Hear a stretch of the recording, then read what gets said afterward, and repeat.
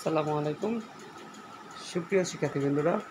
HSC 2022 সালের assignment দ্বিতীয় সপ্তাহের হিসাব বিজ্ঞানের সমাধান নিয়ে আজকে আমি আপনাদের মূলত হাজির হয়েছি আপনাদের সামনে। বেশি কথা না বলে চলুন আমরা দেখে নিই। তবে সবার আগে একটা কথা বলে নিই, আগে ইউটিউবে ভিডিও দেওয়ার মাধ্যমে টাকা ইনকাম করার কোনো ইচ্ছাই আমার নাই। শুধুমাত্র করোনার জন্য ছাত্রছাত্রীদের অ্যাসাইনমেন্ট সলিউশন করার ইচ্ছাটাই আমার মূল টার্গেট। তো যত বেশি পারেন আপনাদের সবার ফ্রেন্ডের মাঝে এটা ভিডিওটা ছড়িয়ে দিবেন যেন তারা উপকৃত হতে পারে। আর অ্যাসাইনমেন্ট জাস্ট সলিউশন করলেই হয় না, অ্যাসাইনমেন্ট সলিউশনগুলো কীভাবে হয়েছে, কীভাবে করতেছি এগুলো কিন্তু আমাদের একটু দেখা উচিত।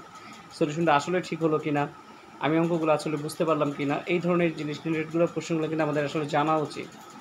কীভাবে প্রশ্নটা সলিউশন করা হয়েছে, তাহলে কিন্তু আপনিও কিছুটা অঙ্ক বুঝতে পারবেন। আর এটাই হচ্ছে অ্যাসাইনমেন্টের মূল টার্গেট। তো বেশি কথা না বলে চলুন শুরু করা যাক। অংশীদারি কারবারের মুনাফার বন্টন, অংশীদার মূলধন নির্ণয়। এখানে কোশ্চেনটা আমি নিজে টাইপ করে নিয়েছি।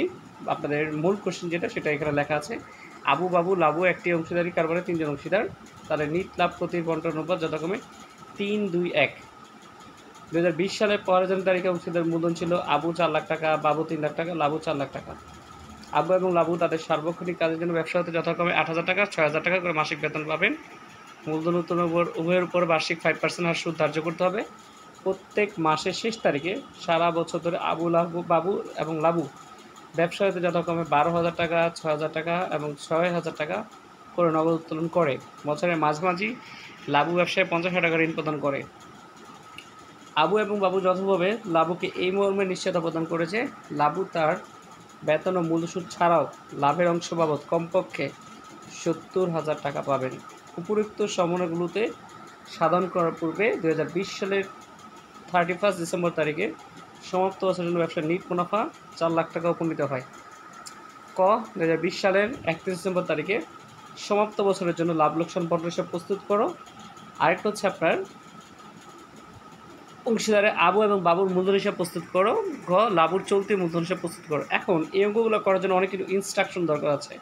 বিভিন্ন পদ্ধতিতে অঙ্কটা হয়, অ্যাকচুয়ালি দুটো পদ্ধতিতে অঙ্কটা করা যায়। একটা হচ্ছে পরিবর্তনশীল মূলধন পদ্ধতি, আর একটা হচ্ছে স্থায়ী মূলধন পদ্ধতি। আপনি এখানে ফলো করেন। ক শিক্ষণফল বা নির্দেশনা দেওয়া আছে। এখানে ক পরিবর্তনশীল মূলধন পদ্ধতি এবং খ পরিবর্তনশীল মূলধন পদ্ধতি, আর একটা গ স্থায়ী মূলধন পদ্ধতি। মনে রাখবেন, পরিবর্তনশীল মূলধন পদ্ধতিতে অঙ্ক এক সিস্টেমে হয়, স্থায়ী মূলধন পদ্ধতিতে অঙ্ক আরেক সিস্টেম হয়। ক আর খয়ের যে কোশ্চেনটা সেটা পরিবর্তনশীল মূলধন পদ্ধতিতে করতে বলছে, গটা বলছে স্থায়ী মূলধন পদ্ধতিতে। এই জন্য কিন্তু কোশ্চেনের প্যাটার্নটা চেঞ্জ হবে। তাই অনেকেই দেখেছি যে অনেকে ভিডিও দিয়েছে বা অনেকে ইমেজ দিয়েছে আমাকে যে স্যার এইভাবে হয় কিনা। আমি বলেছিলাম উত্তরটা ভুল। এর কারণ হচ্ছে আপনার ক আর খ যেভাবে হবে গ কিন্তু সেভাবে হবে না, একটু ডিফারেন্স আছে। আগে অঙ্কটা সলিউশন করার আগে একটা জিনিস আগে মনে রাখবেন, অংশীদার ব্যবসায় কী। আপনারা যদি ধরুন 3টা ফ্রেন্ড মিলে আপনারা বিজনেস করছেন, এখন সবাই কিন্তু সমান পরিমাণ টাকা আপনারা দিচ্ছেন না। হয়তো বা আপনি বেশি দিচ্ছেন, আপনার পরে 2জন ফ্রেন্ড তারা আরও একটু কম দিচ্ছে, কিন্তু দেখা যাচ্ছে যে সবচেয়ে কম দিচ্ছে সে আবার আপনার প্রতিষ্ঠানে আপনাদের ব্যবসায় কাজ সময় দিচ্ছে, সে কিন্তু বেতন চাবে। আবার আপনি টাকা উঠাচ্ছেন, সেটার উপর আলাদা সুদ দিতে হবে। আবার আপনি টাকা দিয়েছেন মূলধন হিসাবে, সেটার জন্য আপনি সুদ পাবেন। এই সব কিছু মিলে একটা প্রবলেম ক্রিয়েট হয়। সেই প্রবলেমগুলো কীভাবে সলিউশন করা যায় সেটা কিন্তু আমরা দেখব। মূলত এখানে কোম্পানি লাভ হওয়ার পর এই লাভের টাকাটা 3জন অংশীদারকে কীভাবে ভাগ করে দেওয়া যায়, তাদের দেনা পাওনাগুলো পরিশোধ করার পর তাদের টাকাগুলো ভাগ করে দেওয়াটাই মূলত এই অঙ্কটা। কীভাবে কোন সিস্টেমে আপনি অঙ্কটা করবেন সেই সিস্টেমটা এখানে আলোচনা করা হয়েছে। তো কয়ে আমাদের বলছে লাভ লোকসান বন্টন করতে। লাভ লোকসান বন্টন করার জন্য আমরা চলুন সলভ করে দেখি, সলিউশনে দেখি। ফলো করুন, এখানে দেওয়া আছে ক প্রশ্নের উত্তর। আমি একটু জুম করে নিচ্ছি যতটা পারা যায় সম্ভব। হ্যাঁ, আই থিঙ্ক আপনারা এখন বুঝতে পারবেন। ক নং প্রশ্ন উত্তর, আবু বাবু ও লাবু 2020 সালের 31 ডিসেম্বর সমাপ্ত বছরের জন্য লাভ লোকসান বন্টন। ফলো করুন, এখানে লেখা আছে লাভ লোকসান। আমরা আগে debit side credit side. Debit সাইডে মূলত আমরা কোম্পানি থেকে অংশীদারদেরকে কী দিব, অংশীদাররা কী পাবে, এটা ডেবিট সাইডে আসে। আর ক্রেডিট সাইড হচ্ছে আপনার মূলত অংশীদার থেকে কোম্পানি কী পাবে। ডেবিট সাইডটা হচ্ছে মূলত অংশীদার কোম্পানি থেকে কী পাবে, আর ক্রেডিট সাইড হচ্ছে মূলত অংশীদার কোম্পানি অংশীদার থেকে কী পাবে সেটা কালেক্ট করা।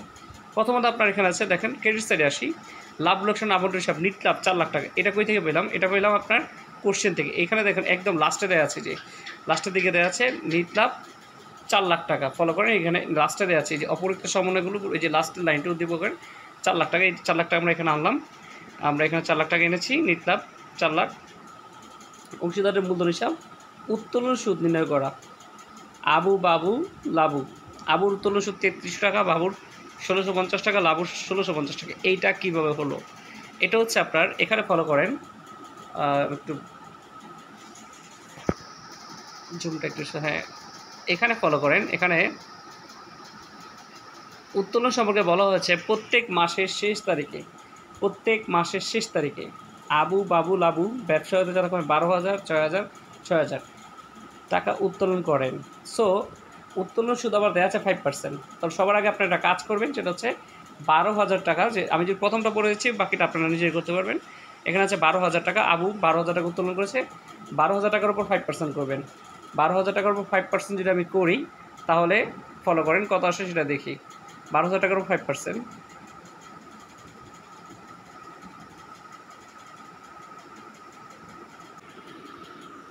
সো 12,000 টাকার 5% কত আসে আমাদের? 600। এই 600 টাকাকে আপনি 2 ভাগ করবেন, কত আসে? 300। 300কে আপনি গুণ করবেন, প্রত্যেক মাসের শেষ তারিখ বললে আমরা গুণ করব 11 দিয়ে, আর যদি প্রত্যেক মাসের মাঝামাঝি বলে তাহলে 12 দিয়ে, প্রত্যেক মাসের শুরুতে বলে 13 দিয়ে। শুধুমাত্র উত্তোলন সুদ করার জন্য এই সিস্টেমটা আসছে। যদি প্রত্যেক মাসের শেষ তারিখে বলে তাহলে 11 দিয়ে গুণ করবেন, মাঝামাঝি বলে 12 দিয়ে গুণ করবেন, আর শুরুতে বলে 13 দিয়ে গুণ। দেখুন এখানে শেষে বলছে তাই আমি 11 দিয়ে গুণ করব, আসলে কত? 3300 টাকা। তাহলে আমি আবারও বলছি, 12,000 টাকা উত্তোলন করেছেন প্রথমজন, 12,000 টাকা উত্তোলন করেছে। এটার উপর আমরা 5%, যেহেতু উত্তোলন সুদ 5% দিয়েছে, এটা করার পর যে টাকাটা আসবে, উত্তোলন সুদ অলওয়েজ অর্ধেক দিতে হয়, তাই আমি অর্ধেক দিলাম, কত? 300 টাকা। কিন্তু যেহেতু বলছে প্রত্যেক মাসে শেষে, তাই 11 দিয়ে গুণ, কত আসে দেখেন? 3300 টাকা। সো আমাদের উত্তোলন সুদ আসলো কত?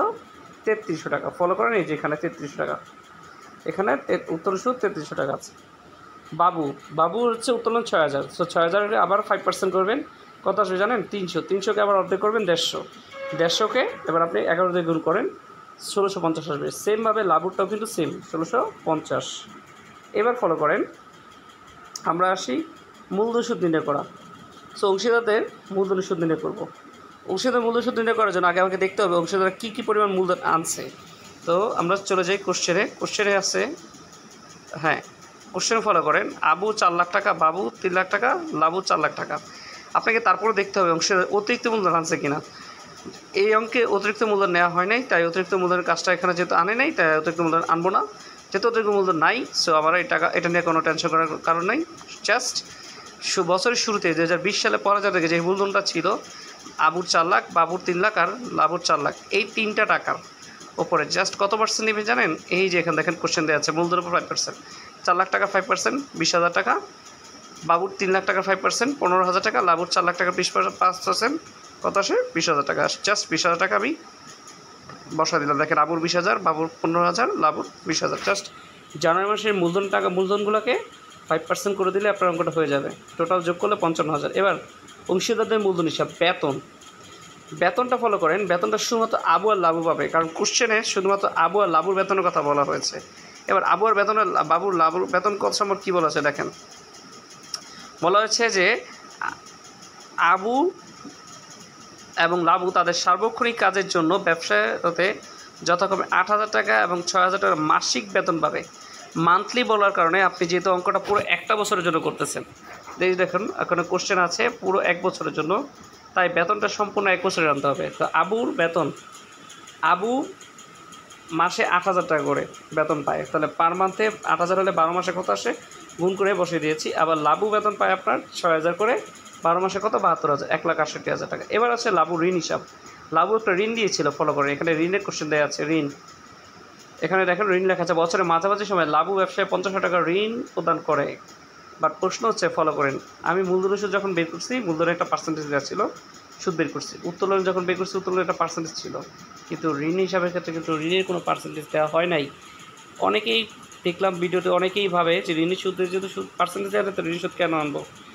অ্যাকচুয়ালি অংশীদার ব্যবসার নিয়ম অনুযায়ী যদি বা বিজনেসের নিয়ম অনুযায়ী বলেন, যদি কেউ ঋণ দেয়, ব্যবসায়ের ক্ষেত্রে ঋণ দেয়, তাহলে তাকে 6% সুদ দিতে হবে। যদি সে নাও বলে তাকে 6% দিতে হবে। হ্যাঁ, যদি এক্ষেত্রে সে পার্সেন্টেজ উল্লেখ করে দেয় যে আমি ঋণ দিব বাট আমাকে এত পার্সেন্ট সুদ দিতে হবে, তাহলে তো আপনাকে অত পার্সেন্ট দিবিনি। তারপরে কোশ্চেনে যদি কোনো পার্সেন্টেজ বলা থাকে তাহলে তো আপনাকে ওই পার্সেন্ট দিতে হবে। কিন্তু যদি এমন হয় যে কোশ্চেনে বলা হয় নাই, যেমন আজকে কোশ্চেনে ঋণ হিসাবে দেওয়া আছে কিন্তু পার্সেন্টেজ কিন্তু বলা হয় নাই, তখন আপনাকে 6% দিতে হবে। এখন 50,000 টাকার 6% কত আসে? 50,000 টাকার 6% আসে 3,000 টাকা। কিন্তু আমি সুদ দেবো অর্ধেক। কেন সুদ অর্ধেক দেবো? কারণ কোশ্চেনে বলা আছে সুদটা বছরের মাঝামাঝি সময়ে। এবার আসি আমাদের ঋণের সুদ দেওয়া হয়েছে, অংশীদার মূলধন হিসাব দেওয়া হয়েছে, মূলধন সুদ দেওয়া হচ্ছে, আবার উত্তোলন সুদও দেওয়া হচ্ছে। এই ফলো করেন, ক্রেডিট দিকে 4,06,600 যোগ করলে হয় 4,06,600। এখানেও 4,06,600 থেকে এই যে 55,000 টাকা, 1,68,000 টাকা, 1,500 টাকা বাদ দিবেন। বাদ দেওয়ার পর আসবে 1,82,100। এই 1,82,000 টাকাটাই বন্টনযোগ্য মুনাফা যা অংশীদারেরা পাবে। এই টাকাটা আমাদের 3 ভাগ করে দিতে হবে। কয় ভাগ করে দেবো? 3 ভাগ, কারণ 3 জন অংশীদার, তাই 3 ভাগ করে দেব। এখন 3 ভাগ কিভাবে করা যায় সেটা দিয়ে একটু বিস্তারিত আলোচনা করতে হবে। আপনার কোশ্চেনে একটা সংকেত দেওয়া আছে, ফলো করেন। আবু, বাবু এবং এই যে এখানে একটা কোশ্চেন লেখা আছে, আবু বাবু যৌথভাবে লাবুকে এই মর্মে নিশ্চয়তা প্রদান করে যে লাবু তার বেতন এবং মূলধন সুদ ছাড়াও লাভের অংশ বাবদ কমপক্ষে 70,000 টাকা পাবে। মানে কি জানেন? মানে হচ্ছে আবু এবং বাবু দুজন মিলে লাবুকে বলছে যে ওর প্রফিটের অংশ কখনোই 70,000-এর কম হবে না। যদি 70,000 বেশি হয় তাহলে তো 70,000 বেশি হবে, কিন্তু যদি কম হয় তাহলে ওকে 70,000-ই দেওয়া হবে। এখন আমাকে দেখতে হবে লাবু পায় কত, সেটা দেখতে হবে আগে। তো অনুপাতটা, এই প্রফিটটা ভাগ করার জন্য একটা অনুপাত দেওয়া আছে, ফলো করে এখানে 3, 2, 1। আবু পাবে 3, বাবু পাবে 2, লাবু পাবে 1। 3, 2, 1, 3, 2, 1। এই অনুপাত দিয়ে আমাদের অ্যাকচুয়ালি বন্টন করতে হবে। এখানে লেখাও আছে, তাহলে নিট লাভ ক্ষতি অনুপাত যথাক্রমে 3, 2, 1। এই 3, 2, 1কে আপনি যোগ করবেন। 3কে বাবু 2 আর লাবু 1। এটা মানে হচ্ছে পুরো প্রফিটটাকে আপনি 6 ভাগ করবেন। কেন 6 ভাগ বললাম জানেন? 3, 2, 1 যোগ করলে কত আসে দেখেন? 6। 6 ভাগের মধ্যে 3 ভাগ দেবো আবুকে, 2 ভাগ দেবো বাবুকে, 1 ভাগ দেবো লাবুকে। তো প্রশ্ন হচ্ছে আমার প্রফিট হয়েছে কত? প্রফিট হয়েছে 1,82,100। এই যে ফলো করেন, প্রফিট হচ্ছে 1,82,100। এই টাকাটাকে আমি 3 জনকে ভাগ করে দেবো। তো যেহেতু লাবু একটা নিশ্চয়তা পেয়েছে যে ওকে 70,000 টাকা দিতে হবে, সো 70,000 টাকাটা আমি কীভাবে বসাবো দেখেন। অ্যাকচুয়ালি এই নামটা এখানে আসবে, এখানে একটু টাইপিং মিস্টেক হচ্ছে, এখানে লাবু নামটা এখানে আসবে। লাবু 70,000 টাকাটা কীভাবে আসছে আগে দেখবো। আগে আমরা এই 1,82,100-কে 6 দিয়ে ভাগ করে 1 দিয়ে গুণ করে দেখি, যেহেতু লাবুর অনুপাতটা ছিল 1। সো আমি ক্যালকুলেটর চলে যাই, 1,82,100 ফলো করেন, চলে আসলাম ক্যালকুলেটারে। তো 1,82,100-কে যদি আমি 6 দিয়ে ভাগ করি, ইন্টু 1 দিই, তাহলে কিন্তু 30,350 আসে। লাবুর অনুপাত অনুযায়ী লাবু পায় কত? 30,350। কিন্তু লাবু কি 30,350 নিবে না, কারণ ও বলছে ওকে অ্যাটলিস্ট 70,000 টাকা দিবে। কারা দিবে? আবু আর বাবু। তাই ওর 70,000 টাকা আমি ওকে দিয়ে দিচ্ছি।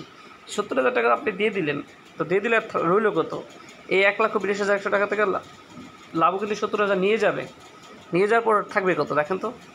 আমি যদি 1,82,100 টাকা থেকে, আবার ক্যালকুলেটর আসলাম, 1,82,100 টাকা থেকে 70,000 টাকা দিয়ে দেই, তাহলে কিন্তু আমার 1,82,100 টাকা রইল। এই টাকাটা জাস্ট আবু আর বাবু পাবে। এখন আবু আর বাবুর অনুপাত কত? 3 আর 2। 3 আর 2 যোগ করলে কত আছে? 5। তাই এই টাকাটাকে আপনি 5 ভাগ করবেন। 5 ভাগ করার পর 3 অংশ দিবেন আবুকে, 67,260। ফলো করেন, 3 অংশ হচ্ছে 67,260 আর 2 অংশ হচ্ছে 44,840। ফলো করেন, এই যে অ্যামাউন্টটা এখানে বসাই দিচ্ছি, দেখছেন? 67,260 পাবে আবু, 44,840 পাবে বাবু। এই হচ্ছে আপনাদের মূলত মূল অঙ্কটা। এই যে ফলো করেন, এই হচ্ছে আপনাদের মূল অঙ্কটা। এখানে একটু ফলো করেন, এই যে আপনাদের মূল অঙ্কটা দেখেছেন। মূলত এই অঙ্কটা এইভাবেই করতে হয়, সলিউশনটা এইভাবেই হবে, ভালো করে দেখে নেন। এটা আমাদের কয়ের উত্তর শেষ, কয়ের উত্তর আজকে শেষ। এখন আসবো আমরা ক্ষয়ে। কোশ্চেনটা ফলো করেন। অংশীদারদের আবু এবং বাবুর মূলধন হিসাব। শুধুমাত্র আবু আর বাবুরটা বলেছে, লাবুরটা করার কোনো প্রয়োজন নাই, তাই আমরা আবু আর বাবুর মূলধন হিসাবটা করব। এই যে আবু আর বাবুর মূলধন হিসাব এসে পড়েছি। দেখেন আবু এবং বাবুর মূলধন হিসাব কীভাবে করবেন। ডেবিট ক্রেডিট অংশীদারদের মূলধন হিসাব, তারিখ বিবরণ আবু বাবুর, তারিখ বিবরণ আবু বাবু। প্রথমত আপনারা আসি আমরা মূলধন হিসাবটা কী। অংশীদারদের মূলধন হিসাবটা হচ্ছে অংশীদাররা কী পরে মূলধন দিয়েছে তার একটা হিসাব নেওয়া, এবং বছর শেষে তাদের কী পরে মূলধনটা রয়ে গেল সেটা। এটা হচ্ছে পরিবর্তনশীল মূলধন। তার মানে এটা বছরের শুরুতে যে মূলধনটা থাকবে বছর শেষে সেই মূলধনটা থাকবে না, সেটা বাড়বে অথবা কমতে পারে, ডিপেন্ড করে অংশীদারদের কার্যক্রম অনুযায়ী। যদি উত্তোলন বেশি করা হয়, উত্তোলন সুদ মূলধন সুদ কম পাওয়া যায়, উত্তোলন বেশি করা হয়, উত্তোলন সুদ বেশি আসে, তাহলে তো ওই ক্ষেত্রে আপনার মূলধন কমবে। কিন্তু যদি আপনার প্রফিট বেশি হয় বা মূলধন সুদ বেশি হয়, তখন ওই ক্ষেত্রে কিন্তু আপনি টাকাটা বাড়বে। তো এখানে ফলো করেন অংশীদারদের মূলধন হিসাব। এটা হচ্ছে পরিবর্তনশীল পদ্ধতি। ক্ষয় পরিবর্তনশীল পদ্ধতি বলেছে। পরিবর্তনশীল পদ্ধতি মানেই হচ্ছে অংশীদারদের মূলধন সেম থাকবে না, এটা চেঞ্জ হবে। দেখেন ফলো করেন, এখানে জানুয়ারি মাসে 1 তারিখে ব্যালেন্স পিডি 4 লাখ, বাবু 3 লাখ। এই টাকাটা কোথা থেকে পেলাম? কোশ্চেনে যে মূলধনটা ছিল বছরের শুরুতে সেটা। আবার এখন ফলো করেন একদম লাস্টের দিকে ব্যালেন্স পিডি 4,25,960, 2,86,190। এই টাকা দুইটা কিন্তু চেঞ্জ। 1 তারিখে একটা, 20 সালে জানুয়ারিতে 1 তারিখে একটা, আবার 21 সালে জানুয়ারিতে 1 তারিখে কিন্তু আরেকটা মূলধন পরিবর্তনশীল। এই যে পরিবর্তন হলো, বুঝতে পারছেন? ওকে, তাহলে শুরু করা যাক। তো আমরা অংশীদারদের মূলধন হিসাব করার ক্ষেত্রে শুরুতে জানুয়ারির 1 তারিখ আমরা ক্রেডিট সাইডে আসবো। ব্যালেন্স পিডি আবু 4 লাখ, বাবু 3 লাখ। এটা বছরের শুরুতে যে মূলধনটা ছিল 4 লাখ আর 3 লাখ আনলাম। এবার লাভ লোকসান আবন্টন হিসাব, যে অঙ্কটা আমরা ক্রয় করেছি, আমি আগেই বলেছিলাম ক্রয়ের ডেবিট সাইডটা হচ্ছে অংশীদাররা কোম্পানি থেকে যে টাকা পাবে, আর ক্রেডিট সাইডটা হচ্ছে কোম্পানি অংশীদার কাছ থেকে যে টাকাটা পাবে। তাহলে অংশীদাররা যেই টাকাগুলো পাবে সেটা হচ্ছে ডেবিট সাইডে আছে। কী কী আছে? অংশীদারদের মূলধন হিসাবে দেখেন মূলধনের সুদ, বেতন, মুনাফার অংশ, আবার ঋণের সুদ। ঋণের সুদ মূলত অংশীদারদের মূলধন হিসাবে আসবে না। অংশীদার মূলধন হিসাবে মূলত ঋণের সুদ আসবে না, আজকে এমনও আসবে না, কারণ হচ্ছে লাভুরটা চায় না। কিন্তু যদি লাভুরটা চাইতো তাহলে লাভুর ঋণের সুদটা আমরা কিন্তু দিতাম না। শুধুমাত্র বেতন, মূলধনের সুদ আর মুনাফার অংশটুকু দেবো। এই 3টা জিনিস আমরা এখানে ইনক্লুড করব। ফলো করেন, এই যে এখানে লাভ লোকসান আবন্টন হিসাব, মূলধনের সুদ, আবু আর বাবুর টাকাটা, বেতন শুধুমাত্র আবু পাবে, কিন্তু লাভও কিন্তু পাবে না। বিকজ অফ লাভুর টাকাটা কিন্তু বাবু কিন্তু কোনো প্রকার বেতন পাবে না। প্রশ্নে দেওয়া আছে শুধু আবু আর লাবু বেতন পাবে, তাই আবুর আর লাবুর বেতনটা কালেক্ট করা হয়েছে। মুনাফার অংশগুলো টাকাগুলো আমরা ক থেকে, এই যে 67,260, 44,840, এটা আমরা ক থেকে এনেছি। ফলো করে যে আবু আর বাবুর টাকাটা আর 67,260 আর 44,840। এবার আমরা চলে যাব ডেবিট দিকে কী আনবেন? ডেবিট দিকে উত্তোলন হিসাবটা টাকাটা আনবেন। এখানে যেমন মূলধন এনেছেন, এখানে মূলধন, এখানে আনবো আমরা উত্তোলনের টাকাটা কীভাবে আসছে? 1,44,000 আর বাবুর 72,000। ফলো করেন একদম কোশ্চেনের শুরুর দিকে যদি আমরা যাই, আমি যদি কোশ্চেনের শুরুর দিকে যাই, কোশ্চেন এখানে বলা আছে প্রত্যেক মাসের শেষ তারিখে আবু বাবু লাবু যথাক্রমে 12,000, 6,000 আর 6,000। উত্তোলন সুদের জন্য আমরা একটা সিস্টেম ফলো করেছিলাম, কিন্তু এখানে কিন্তু উত্তোলন হিসাব যখন আপনি আনবেন শুধুমাত্র টোটাল উত্তোলনের টাকাটা নিয়ে আসতে হবে। টোটাল উত্তোলনের টাকাটা নিয়ে আসবো আমরা, টোটাল উত্তোলনের টাকাটা নিয়ে আসবো। সো সরি, এরকম করছে কেন?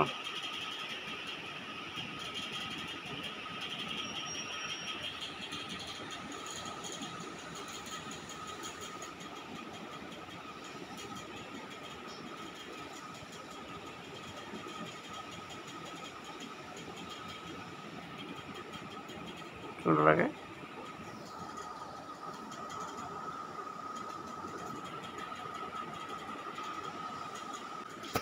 টোটাল উত্তোলনের টাকাটা আমরা নিয়ে আসবো। সরি, একটু ডিস্টার্ব হয়েছিল। টোটাল উত্তোলনের টাকাটা কীভাবে বের করবো আমরা? ফলো করেন।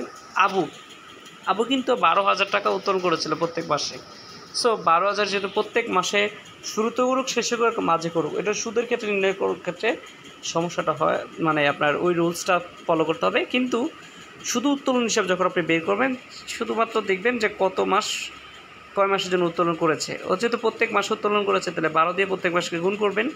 12 দিয়ে যদি প্রত্যেক মাসকে আপনি গুণ করেন, 12 ইন্টু 12,000, কেন ও এক মাসে 12,000 করে উত্তোলন করেছে, তাহলে 12 মাসে 1,40,000। আবার বাবু 6,000 করে উত্তোলন করেছে, তাই 12 মাসে 6,72,000 টাকা। আর তারপর আসবো আমরা উত্তোলন সুদ। এই উত্তোলন সুদ টাকাগুলো কোথা থেকে নিলাম? এই যে এখান থেকে নিয়েছি, এই যে দেখেন এখান থেকে নিয়েছি 3300 আর 1650। এই টাকাগুলো বসায় দেবেন। বসায় দেওয়ার পর ব্যালেন্স সিডি কীভাবে নির্ণয় করবেন? নগদান বইয়ের মতো, একদম নগদান বইয়ের মতো সিস্টেম।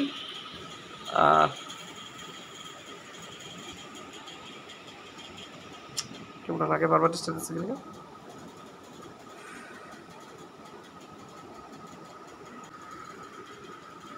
একদম নগদান বইয়ের মতো সিস্টেম। আপনার নগদান বইয়ে আমরা কি করি দেখুন, এখানে ক্রেডিট দিকে টোটাল যে টাকাগুলো আছে সবগুলো টাকা আমরা যোগ করবো। এখানে ক্রেডিট দিকে আবুর টাকা যদি আমরা সবগুলো যোগ করি 5,30,260, আর বাবুর যদি যোগ করি তাহলে 3,59,840। এই টাকাগুলো আমরা এখানেও বসায় দেবো। বসা দেওয়ার পর এখানে কী কী আছে উত্তোলন হিসাব আর উত্তোলন সুদ 1,40,000 আর 3300। এই টাকাটা বাদ দেওয়ার পর 5,30,260 থেকে 1,40,000 আর 3300 বাদ দিবেন। বাদ দিলে যে টাকাটা থাকে সেটাই হচ্ছে ব্যালেন্স সিডি। আবার সেমভাবে বাবুর ক্ষেত্রে কী করবেন, একই সিস্টেম। 3,59,840 টাকা থেকে 300 থেকে আপনার 72,000 আর 1650 বাদ দিবেন। বাদ দিলে 2,86,190 টাকা আসে। এই সম্পূর্ণ টাকাটাই হচ্ছে আপনার ব্যালেন্স সিডি। আর এই ব্যালেন্স সিডিটাই আমরা নগদান বইয়ের মতো, এখানে যেহেতু ব্যালেন্স সিডি ডেবিট দিকে আছে, এটা চলে যাবে ক্রেডিট দিকে। ব্যালেন্স বিডি জানুয়ারি 1 তারিখ 4,85,990। আর আপনার বারবার ডিস্টার্ব দিচ্ছে, মেবি কোনো কারণে প্রবলেম হচ্ছে, টেকনিক্যাল কোনো প্রবলেম হচ্ছে। আচ্ছা, এই যেখানে ব্যালেন্স বিডি 4,85,960 আর 2,86,190, এ হলো আমাদের ক্ষয়ের উত্তর। সো আপনারা একটা নজরে ভালো করে দেখে নেন, ছোটো ভালো করে দেখে নেন।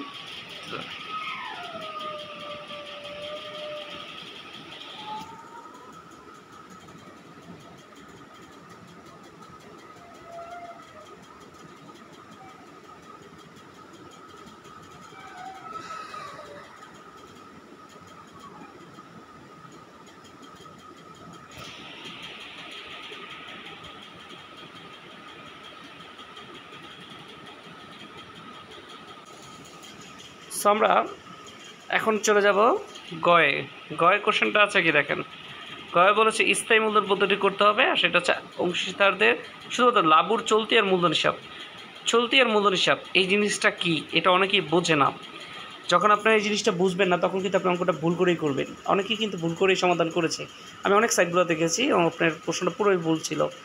চলতি হিসাব মানে হচ্ছে লাভু চাচ্ছে ও অ্যাকচুয়ালি ও মূলধন বাদে কোম্পানি থেকে কী পরিমাণ টাকাও পাবে নাকি ওকে দিতে হবে। মানে ও চাচ্ছে যে ওর মূলধনটা যা আছে তাই থাকুক, ও কোম্পানি থেকে যে বাড়তি অংশটুকু টাকা পাবে মূলধন ছাড়া, ওর ফিক্স মূলধন জানুয়ারিতে 1 তারিখে কিন্তু ওর কাছে 4 লাখ টাকা ছিল, ওই 4 লাখ ছাড়া বাড়তি কোনো অংশ টাকা যদি ও পেয়ে থাকে তাহলে ওই টাকাটা ও চাচ্ছে যে ওই টাকার পরিমাণটা কত, 4 লাখ বাদে তার মূলধনে বাড়তি কী পরিমাণ টাকাটা অনুপাত হতো। আমি যদি সোজা কথায় বলি, এখানে ফলো করেন, ব্যালেন্স বিডি আবুর আছে কত 4,20,000 সালে। আবার জানুয়ারি মাসে আছে আপনার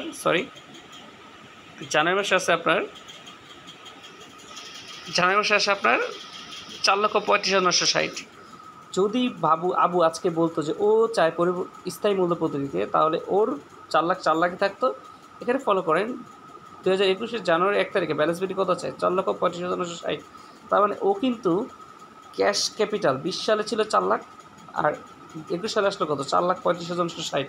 ও কিন্তু বাড়তি 35,960 টাকা কিন্তু মূলধন ও বৃদ্ধি করছে। এই টাকাটা ও ইচ্ছা করলে যদি ও চায় যে না আমি 4 লাখই রাখবো, তাহলে এই টাকাটা কিন্তু ও ইচ্ছা করলে কেটে নিতে পারবে যে না আমি এই টাকাগুলো নিয়ে চাই, 4 লাখ টাকাই থাক। এইটাই হচ্ছে আপনার ওর কারেন্ট হিসাব। তো এই কারেন্ট হিসাবটা লাভু এইভাবে যাচ্ছে যে ওর কারেন্ট হিসাবটা ডাইরেক্ট বের করে দিতে, যে ও এইভাবে ও স্থায়ী মূলধন করবে, ও পরিবর্তনশীল পদ্ধতিতে যাবে না। তাই ওর স্থায়ী মূলধনটা যা আছে তাই ফলো করেন, স্থায়ী মূলধন যা আছে তাই জাস্ট চলতি হিসাবটা চাচ্ছে। চলতি হিসাবটা বের করার জন্য আপনি কী করবেন, একদম সহজ। লাভ লোকসান আবরণ থেকে আমি বলেছিলাম যে এই ক্রেডিট পাসটা কি, এই ক্রেডিট পাসটা হচ্ছে কোম্পানি থেকে মালিকরা যা পাবে। তো লাভু কোম্পানি থেকে কী পাবে, মূলধন সুদ পাবে, বেতন পাবে, মুনাফার অংশ পাবে, ঋণের সুদটা কিন্তু লাভু ঋণ দিয়েছিল, তাই ঋণের সুদটা কিন্তু পাবে। তাই এই পরিমাণ টাকাগুলো আমরা এখানে সবগুলো বসে দেবো।